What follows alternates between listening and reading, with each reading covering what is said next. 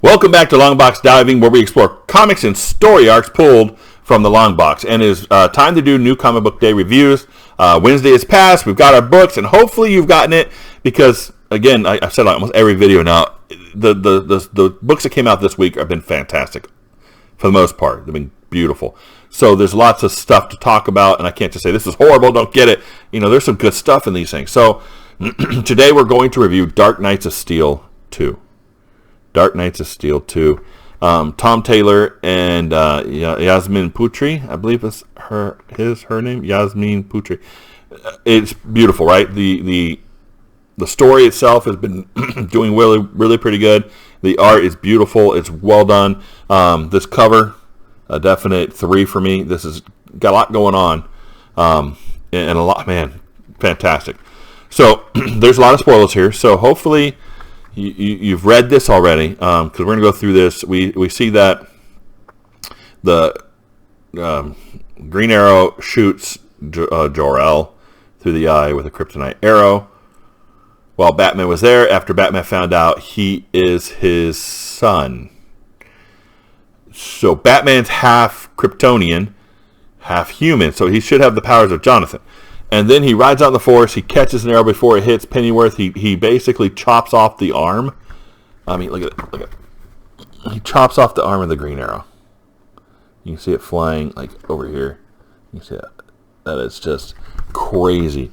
And not that I have necessarily a problem with that. I think Green Arrow could have been a little bit more, shown a little bit more feisty in this fight. We could have expanded it a little bit. But it was well done. It was pretty good. And then we have Constantine, and then we have the Green Man, which I'm not sure is either John, because the feet are bare in this picture, or if it's the Green Lantern. I don't know. So you got the Green Man right there, right? So who is that? Still not revealed. So basically, Constantine had a prophecy, and he went to Black Arrow as a king, and got Black Lightning as a king, and got Black Lightning to sanction a hit on Jor-El to prevent a prophecy. But like Constantine says, you never really know what the prophecy means. So they've initiated this whole conflict, and they don't know why. Yeah, this is going to get nuts. We have Waller as a general under Jor-El, which is kind of funny. And basically they're like, we don't want to just start a fight with nothing for no reason. And that's pretty good. I like the thought there. But we got now Clark is kind of like really kind of irritated with Bruce, saying, you're not part of this family. You don't know what you don't know there, Clark. And then we see that Lois Lane is, I think, an Amazonian, because she reports to Hippolyta and she kind of tells her what's happening. Then we got Wonder Woman, fighting with Supergirl. We see Amazons being Amazons. And then we get back to the prison, and then we get a nice little kind of speech from Harley, which is interesting because Harley's like, hey, I'm hired not just to juggle, but to actually give wisdom. And so you see her kind of doing the whole, and she's still acting like a fool, but still you can see the psychology pieces in there. We need to do this, we need to do that, we need to help here. I believe in our queen, but how much loss can anyone endure before they lash out? And then she's like, and hey, locking up people without crime as a precaution, it's a bit crappy, which is funny because it kind of ties back into Suicide Squad. That was kind of really well done. And Tom Taylor, I appreciate it. You did a pretty good job there with the dialogue. And then Detective Chimp goes, she's right. And Batman goes, shut up, monkey.